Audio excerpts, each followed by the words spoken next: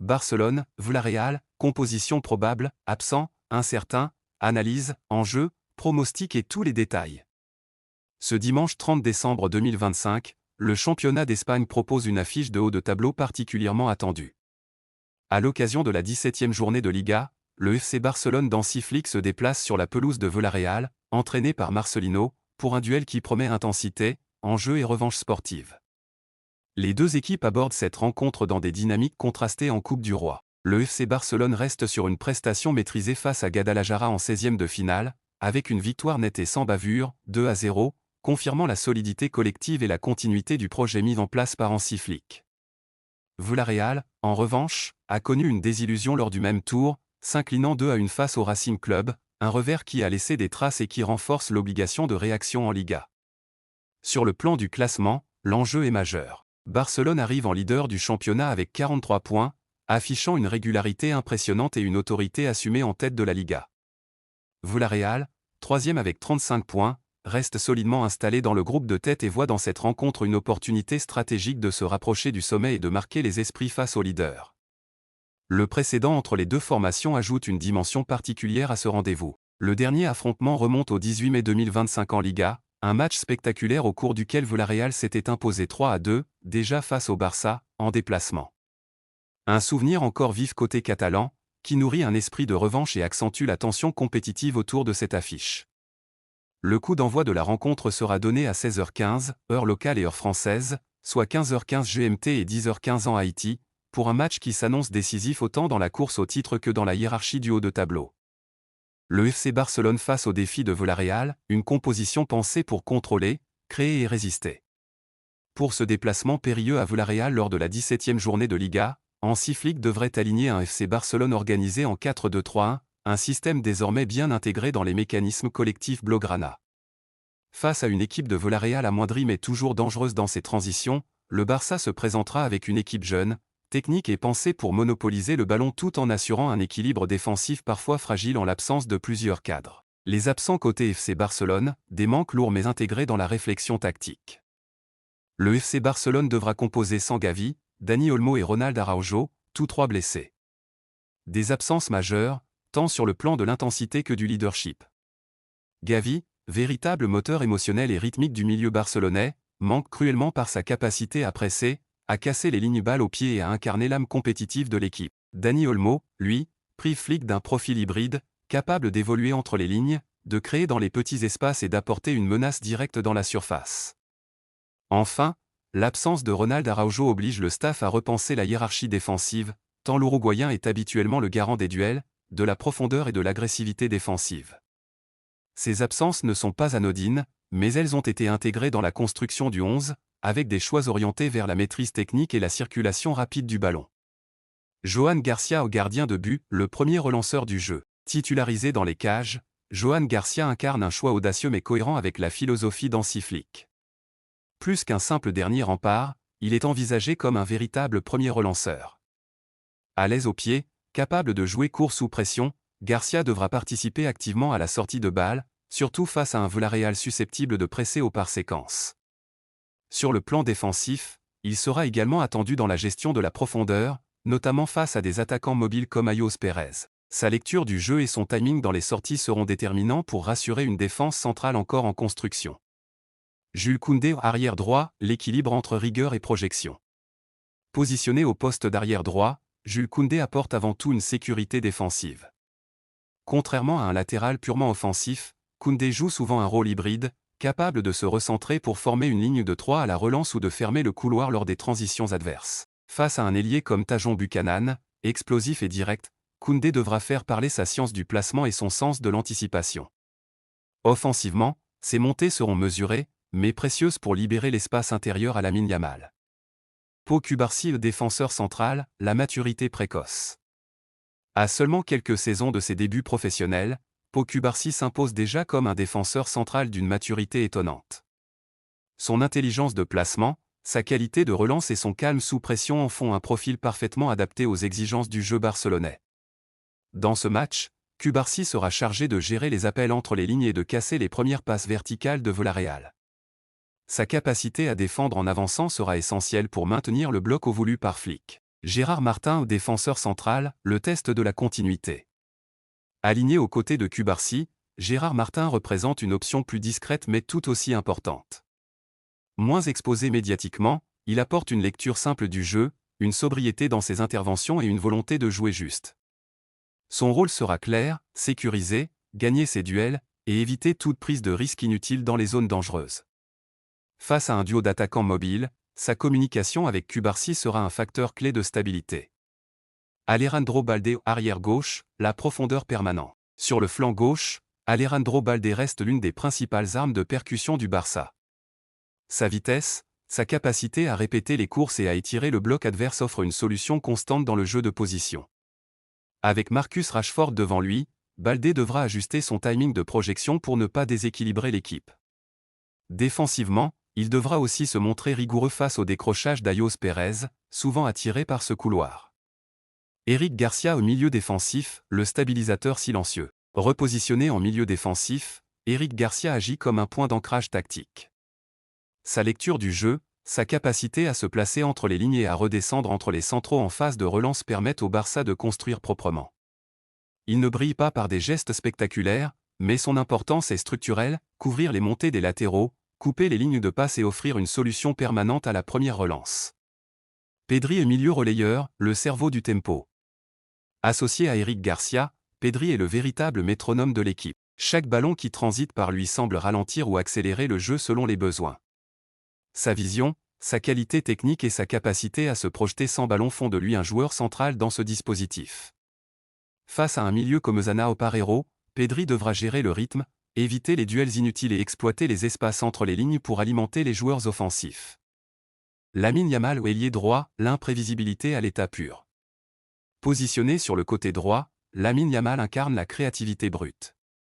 Capable d'éliminer, de provoquer et de créer le danger à chaque prise de balle, il est une menace constante pour la défense adverse. Dans ce match, son duel face à Pedraza ou Vega conditionnera une grande partie de l'animation offensive barcelonaise. Flick attend de lui non seulement des éclairs individuels, mais aussi une discipline tactique dans le repli.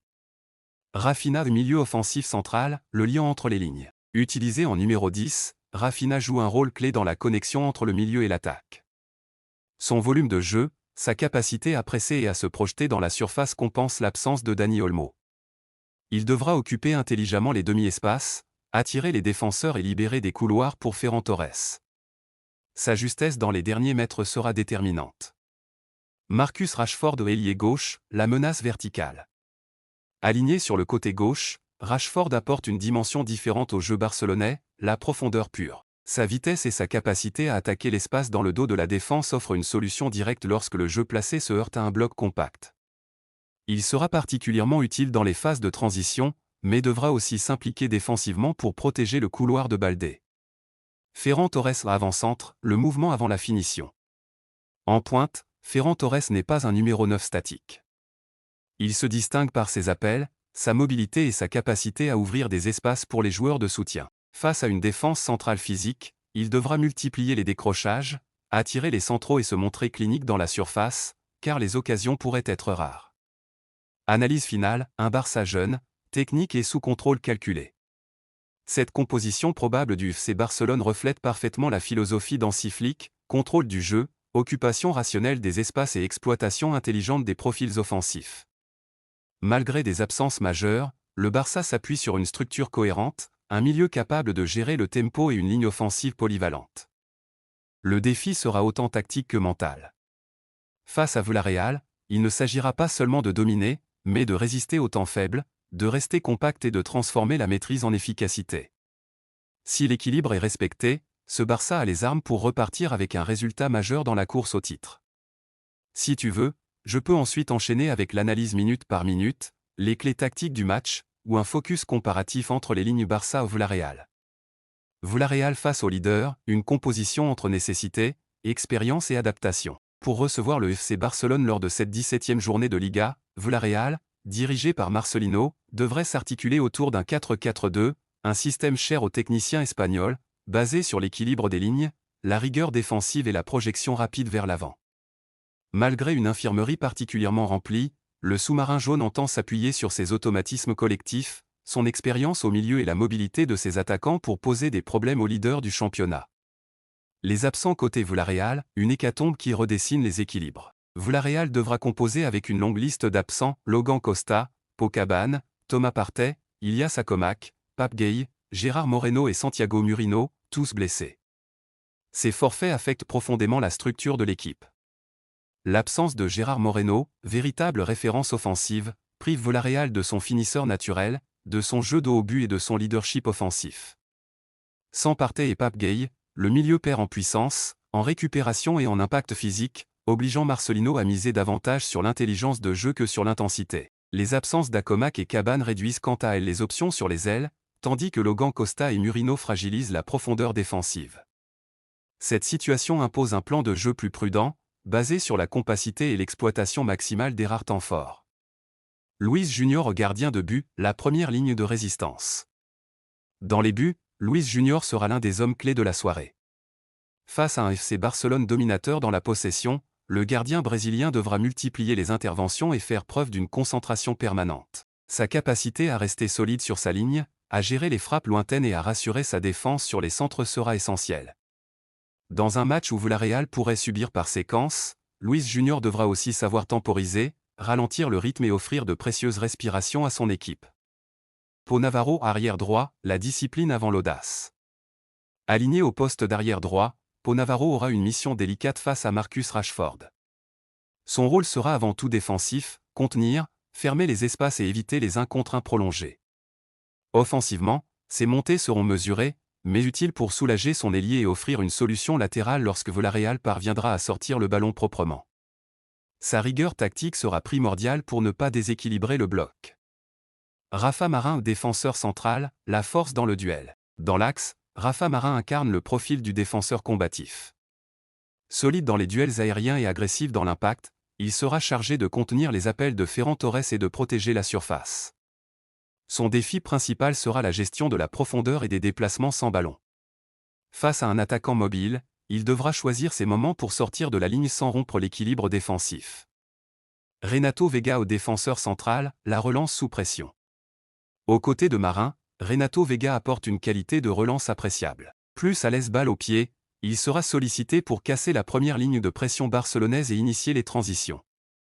Défensivement, il devra faire preuve de calme et de concentration, notamment face au décrochage de Rafinha entre les lignes. Sa capacité à défendre en avançant sera un facteur clé pour empêcher le Barça de s'installer trop haut. Alfonso Pedraza arrière gauche, l'expérience et la projection. Sur le flanc gauche, Alfonso Pedraza est l'un des joueurs les plus expérimentés de cet effectif. Sa connaissance du poste et sa capacité à alterner phases défensives et montées offensives en font un élément essentiel.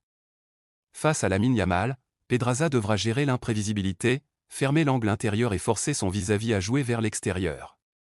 Offensivement, ces centres pourront constituer une arme, notamment en seconde phase. Tajon Buchanan milieu droit, la vitesse comme échappatoire.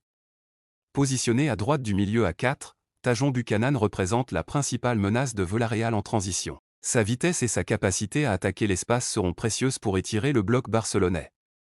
Il devra cependant faire preuve de discipline défensive pour aider Pau Navarro face aux montées de Baldé et au décrochage de Rashford. Son rendement dépendra de sa capacité à répéter les efforts. Santi Comezana au milieu central, l'équilibre et le sacrifice. Dans l'entrejeu, Santi Comezana aura un rôle ingrat mais fondamental. Chargé de couper les lignes de passe, de presser Pedri et de compenser les absences au milieu, il devra multiplier les courses et les interventions. Son intelligence de placement et son sens du sacrifice seront essentiels pour maintenir Villarreal compact face à la supériorité technique du Barça. Dani Parejo au milieu central, le chef d'orchestre sous contrainte.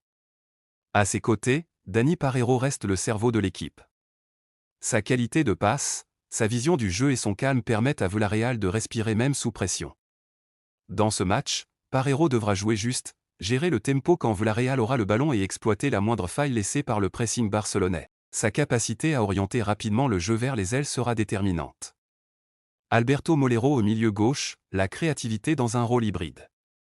Aligné sur le côté gauche, Alberto Molero offre un profil plus créatif. À l'aise entre les lignes, il cherchera à rentrer à l'intérieur pour combiner avec les attaquants et créer le déséquilibre.